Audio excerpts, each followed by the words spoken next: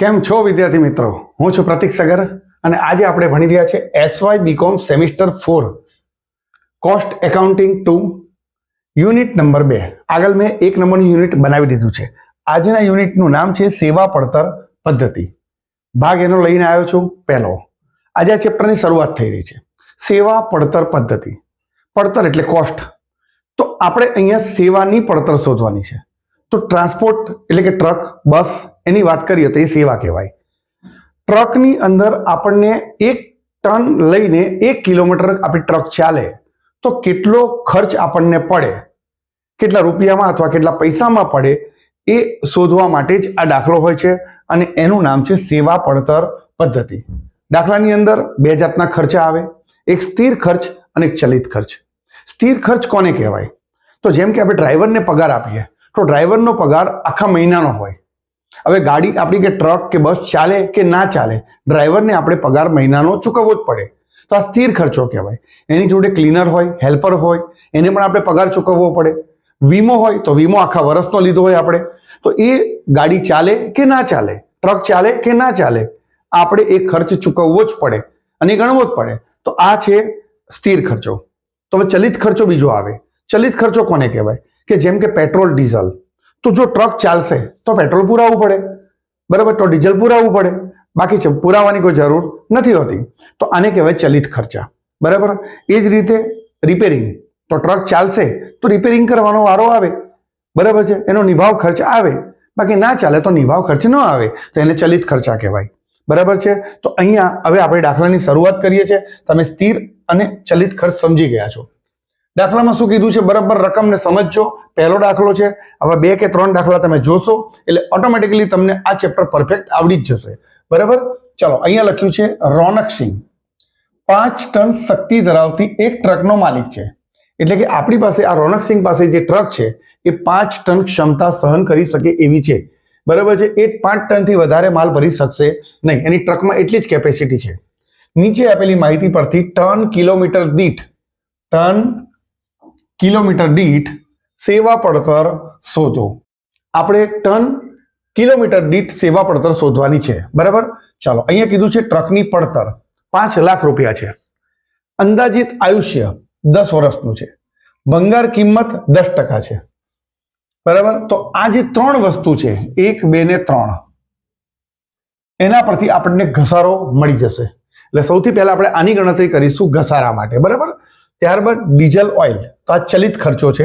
Trip દીઠ 120 રૂપિયા, તો આ પણ આપણે શોધવું પડશે ગણતરી કરીને. મરામત અને નિભાવ ખર્ચ માસિક ડાયરેક્ટ આપેલો છે. ડ્રાઈવરનો પગાર માસિક આપેલો છે. ક્લીનરનો પગાર એ માસિક ડાયરેક્ટ આપેલો છે, કોઈ ગણતરી કરવી પડશે નહીં. વીમો વાર્ષિક 1%. હવે આ 1% કોના? તો કે 5 લાખના 1% ગણવાના, બરાબર. ત્યારબાદ કર કીધો છે, માસિક 600 ડાયરેક્ટ આપેલો છે. સામાન્ય ખર્ચ પણ આપણને આપેલો છે. આ નીચેની જે 2 કે 3 લીટી છે ખૂબ જ અગત્યની હોય છે, એને બરાબર સમજજો. આ ટ્રક એક શહેરથી બીજા શહેર વચ્ચેના 40 કિલોમીટરના રસ્તામાં, એટલે કે એ જ્યાંથી જ્યાં જાય છે તેમાં 40 કિલોમીટરનું અંતર છે. આ રસ્તામાં મહિનામાં સરેરાશ 25 દિવસ માલનું વહન કરે છે. એટલે પહેલી વાત તો એ 40 કિલોમીટર દૂર જાય છે, 25 દિવસ આપણી ટ્રક ચાલે છે મહિનામાં. જતા ફેરામાં પૂર્ણ ક્ષમતા સુધીનું નૂર મળે છે. પૂર્ણ ક્ષમતા એટલે કે 5 ટનનું પૂરેપૂરું જતી વખતે આપણે વહન કરીએ છીએ, બરાબર. અને વળતા ફેરામાં 50% નૂર, એટલે કે આ 5 ટનના 50%, બરાબર છે. દરરોજની 1 રાઉન્ડ ટ્રીપ થાય છે. શબ્દ જોજો અહીંયા, 1 રાઉન્ડ ટ્રીપ. 1 રાઉન્ડ ટ્રીપનો મતલબ થાય 1 વાર જાય છે અને 1 વાર આવે છે. ડન. તો ચલો, શરૂઆત આપણે સૌથી પહેલા કરીએ છીએ. ટ્રકની પડતર, અંદાજિત આયુષ્ય અને ભંગાર કિંમત, આના ઉપરથી આપણે ઘસારો શોધીએ છીએ. 5 લાખ એની ટ્રકની પડતર છે. તો ગણતરી કરીએ છીએ આપણે. અહીંયા કરું છું ઘસારાની ગણતરી.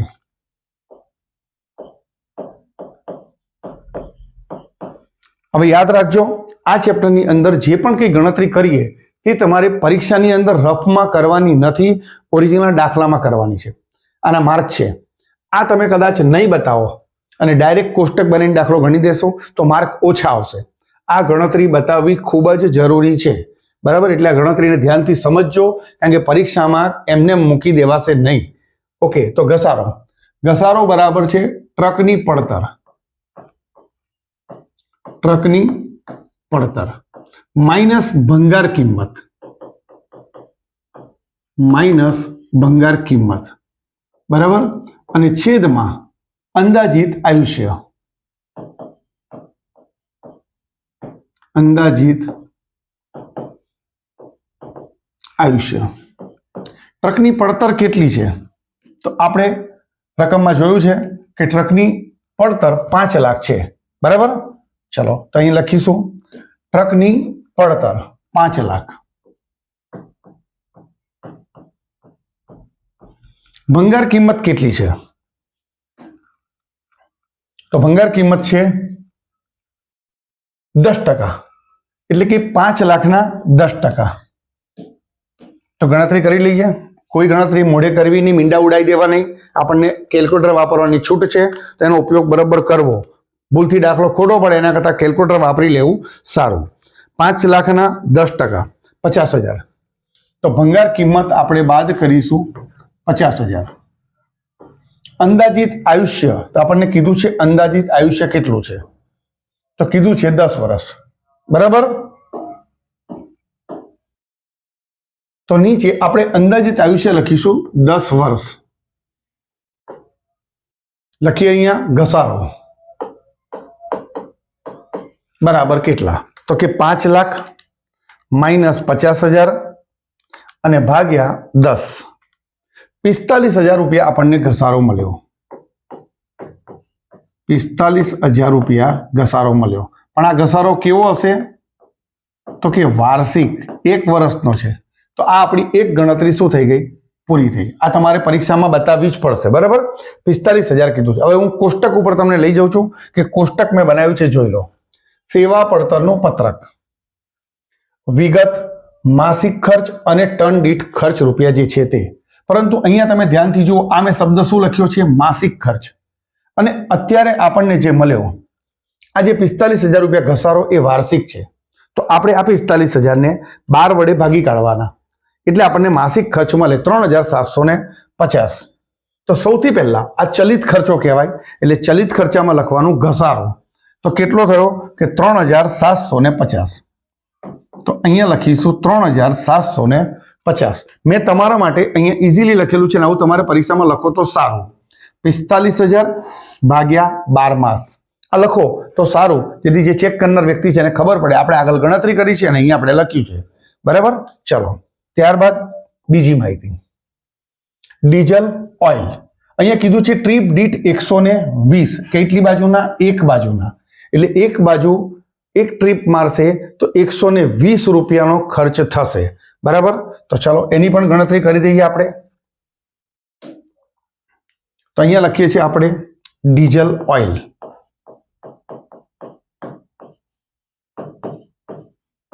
ડીઝલ ઓઇલની ગણતરી એક તો થશે જતા અને બીજો ખર્ચો થશે વળતા. આપણને રકમમાં કીધું છે કેટલી ટ્રીપ વાગે છે. તો જુઓ રકમમાં શું કીધું છે? દરરોજની એક રાઉન્ડ ટ્રીપ થાય છે, એટલે એક વાર જાય છે ને એક વાર આવે છે. તો આપણે અહીંયા લખીશું ટ્રીપ. એક વાર જાય છે અને એક વાર આવે છે. હવે એના રૂપિયા કેટલા? તો કીધું છે કે 120 રૂપિયા લાગે છે એક સાઈડના. તો એક સાઈડના 120, એક સાઈડના 120. આખા મહિનામાં કેટલા દિવસો ચાલે છે? આખા મહિનામાં આપણી ટ્રક કેટલા દિવસ ચાલે છે? તો આખા મહિનાની અંદર આપણી ટ્રક અહીંયા લખેલું છે કે મહિનામાં સરેરાશ 25 દિવસ માલનું વહન કરે છે, એટલે 25 દિવસનો યુઝ થાય છે. તો આપણે ગણતરીમાં અહીંયા લખીશું દિવસોમાં 25. ચલો આનો ગુણાકાર કરી કાઢીએ. 1 ગુણ્યા 120 ગુણ્યા 25 3000, એટલે અહીંયા લખીશું 3000. તો જતાનો ખર્ચો 3000 રૂપિયા થશે. વળતાનો પણ ગણતરી એટલી ને એટલી સેમ જ છે, એટલે 3000 એના થશે. કુલ ખર્ચો કેટલો થશે? 6009. તો આ આપણી બીજી ગણતરી આપણે પૂરી કરી ડીઝલ ઓઇલની કેટલા રૂપિયા આવ્યા? 6000 રૂપિયા. અને આ માસિક ખર્ચો છે એટલે આ સીધે સીધો લખી દેવાનો. બરાબર? તો અહીંયા ડીઝલ ઓઇલ એ ચલિત ખર્ચો છે. બરાબર છે? તો ડીઝલ ઓઇલ કેટલા રૂપિયા લખીશું? 6000 રૂપિયા. ઓકે, ચાલો. ત્યારબાદ આ કમ્પ્લીટ પૂરું થઈ ગયું, આ પૂરું થઈ ગયું. મરામત અને નિભાવ સીધે સીધો ખર્ચો આપેલો છે માસિક 2500 રૂપિયા. તો આમાં કોઈ ગણતરી બતાવવાની નહીં, સીધે સીધી લખી દેવાની માસિક 2500. તો મરામત અને નિભાવ ડાયરેક્ટ લખી દઈશું 2500 રૂપિયા, કારણ કે ચલિત ખર્ચો છે. બરાબર? ટ્રક ચાલે તો ખર્ચો થાય, ના ચાલે તો ખર્ચો ના થાય. ડ્રાઈવરનો પગાર આ સ્થિર ખર્ચ આવ્યો માસિક 6000 રૂપિયા. બરાબર? તો સીધે સીધો લખી દઈશું ડ્રાઈવરનો પગાર સ્થિર ખર્ચામાં સીધે સીધો 6000 રૂપિયા. ત્યારબાદ કીધું છે ક્લીનરનો પગાર કેટલો છે? 4000 રૂપિયા માસિક. તો એ પણ લખી દઈએ, ક્લીનરનો પગાર 4000 રૂપિયા. આ માસિક આપેલા છે એટલે કોઈ ગણતરી કરવાની નહીં, સીધે સીધી લખી દેવાની. બરાબર? વીમો કેટલો છે? 1%. તો આપણે એની પણ ગણતરી કરવી પડશે. બરાબર? તો અહીંયા તમારા માટે સાઈડમાં ગણતરી કરી દઉં છું વીમાની. વીમો 5 લાખ ગુણ્યા 1%. તો 5 લાખ ગુણ્યા 1% 5000 રૂપિયા થાય છે. તો વીમો આવ્યો કેટલો? 5000 રૂપિયાનો. પરંતુ આ ખર્ચો કેવો છે? વાર્ષિક છે અને આપણે એને માસિકમાં ફેરવવો પડશે. તો 5000 ને 12 વડે ભાગી કાઢવાના. 416.66666 આયા કરે છે એટલે આપણે એને લઈશું 417. કેટલા લેવાના? 417. તો જો અહીંયા લખેલું છે તમારા માટે મેં વીમો 5000 ભાગ્યા 12 માસ. બરાબર? કેટલો લખીશું? 417. 417. ચલો આગળ. કર. કર કેટલો છે? માસિક આપેલો છે 600 રૂપિયા. તો સીધે સીધો લખી દેવાનો ટેક્સ જે કર કહીએ 600 રૂપિયા. માસિક છે એટલે કોઈ ગણતરી કરવાની નથી. બરાબર? આગળ સામાન્ય ખર્ચા. સામાન્ય ખર્ચા વાર્ષિક આપેલા છે, જોઈ લો. તો આપણે એને માસિકમાં ફેરવવા પડશે. કેટલો ખર્ચો છે? 12000. અને 12000 ને કેટલા વડે ભાગવાના? 12 વડે. એટલે 1000 રૂપિયા મહિનાનો ખર્ચો આવ્યો. તો આપણે અહીંયા સામાન્ય ખર્ચા 12000 ભાગ્યા 12 માસ અને લખીશું કેટલા? 1000. ડન. ચલો આગળ કઈ બાકી છે? બાકી કશું બાકી રહેતું નથી. નીચે છે એ આપણી વહન ક્ષમતા કેટલી છે એ શોધવી પડશે આપણે, પરંતુ એના પહેલા આપણે દાખલાનો સરવાળો કરી દઈએ.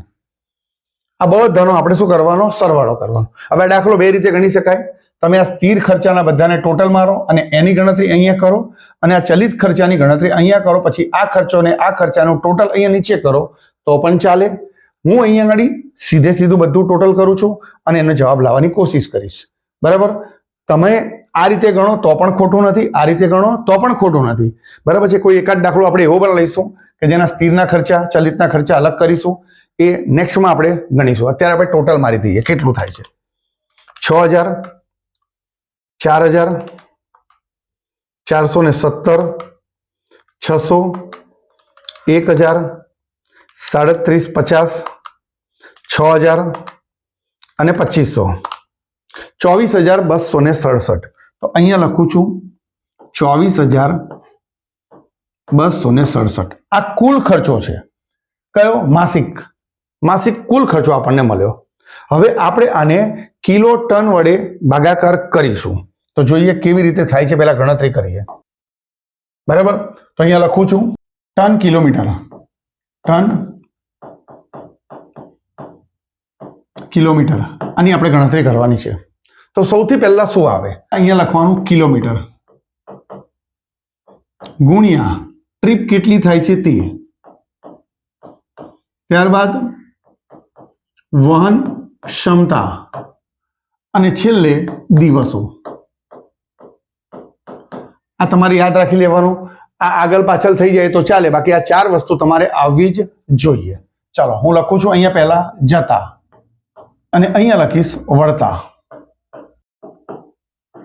ચાલો, જતા વખતે કેટલા કિલોમીટર? તો જુઓ, અહીંયા આપણને કીધું છે એક ટ્રક છે આપણી, એક શહેરથી બીજા શહેર વચ્ચે 40 કિલોમીટરનો રસ્તો કીધો છે. એટલે કિલોમીટર કેટલા લેવાના? તો કે 40 કિલોમીટર. બરાબર. તો સૌથી પહેલા આપણે અહીંયા લખીશું ગણતરીમાં 40 કિલોમીટર. તો જશે બી 40 કિલોમીટર અને આવશે પણ 40 કિલોમીટર. ઓકે. ત્યારબાદ આપણને શું કીધું છે? ટ્રીપ. ટ્રીપમાં શું કીધું છે?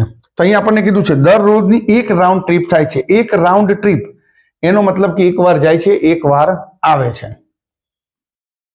તો ટ્રીપમાં અહીંયા લખીશું એક વાર જાય છે અને એક વાર આવે છે. હવે વહન ક્ષમતા, આ એક અગત્યનો મુદ્દો છે. બરાબર ધ્યાનથી સાંભળજો કે વહન ક્ષમતાની ગણતરી કેવી રીતે કરું છું. જતા ફેરામાં પૂર્ણ ક્ષમતા સુધીનું નૂર મળે છે. જતી વખતે શું મળે છે? પૂર્ણ ક્ષમતા. અને પૂર્ણ ક્ષમતા એટલે કેટલી? 5 ટન. તો 5 ટન લખવાની. બરાબર. એટલે જતી વખતે આપણી ગણતરીમાં આપણે શું લખીશું? 5 ટન. હવે વળતા શું કીધું છે જુઓ. અને વળતા ફેરામાં 50% નૂર એટલે કે 5 ટનના 50% એટલે 5 ગુણ્યા 50%, 2.5 ટન. તો આપણે ગણતરીમાં નીચે અહીંયા લખવાનું 2.5. બરાબર. આ મુદ્દો યાદ રાખજો. જતી વખતના 5 અને વળતી વખતના 2.5. ઓકે. ચલો, દિવસો કેટલા કીધા છે આપણને? તો દિવસો આપણને કીધા છે, રકમમાં જોઈ લઈએ આપણે. તો રકમમાં દિવસો કીધા છે કે મહિનામાં સરેરાશ 25 દિવસ માલનું વહન કરે છે. તો 25 દિવસની આપણે ગણતરી કરીશું. બરાબર. તો અહીંયા દિવસો કેટલા કર્યા? 25 અને 25. આનું ટોટલ કેટલું થાય છે? પહેલાનું જોઈએ.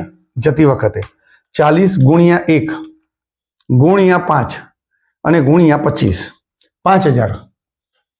અહીંયા લખીશું 5000. આ 5000 શું આવ્યું? તો ટન કિલોમીટર આવ્યું. બરાબર. ચલો, હવે વળતા કેટલું? તો 40 ગુણ્યા 1 ગુણ્યા 2.5 અને ગુણ્યા 25, 2500. વળતા કેટલું છે? 2500. આ બેનું ટોટલ કરીશું તો 7500 થશે. અને આ 7500 શું છે? તો એ છે ટન કિલોમીટર. શું છે? Ton kilometre. તો આ આપણી ત્રીજી ગણતરી આપણે કરી લીધી આની અંદર. હવે આ જે 7500 આયા એને આ જે ટોટલ આવ્યું એને ભાગી કાઢવાનું. તો આ ટોટલ છે 24267 ભાગ્યા 7500. જે જવાબ લાયા હતા તે જવાબ આવે છે 3.2356. 3.2356. આપણે પોઈન્ટ પછી ખાલી બે જ આંકડા લખવાના હોય. તો આ જે 5 છે એ તગડાને ચોગડો બનાવી કાઢશે. એટલે આપણે જવાબ શું લખીશું? 3.24 જવાબ લખીશું. તો અહીંયા હું જે જવાબ લખું છું એ જોઈ લો. 3.24 આ રહ્યું 24267 ભાગ્યા 7500. અને આ જે જવાબ આવ્યો એને શું કહેવાય? ટન કિલોમીટર દીઠ પડતર. કેટલા રૂપિયા? તો કે 3 રૂપિયા ને 24 પૈસા. બરાબર. આશા રાખું છું કે આ દાખલો તમને પરફેક્ટ ખ્યાલ આવી ગયો હશે. બીજા મિત્રોને પણ આ ચેનલ શેર કરજો. Thank you so much.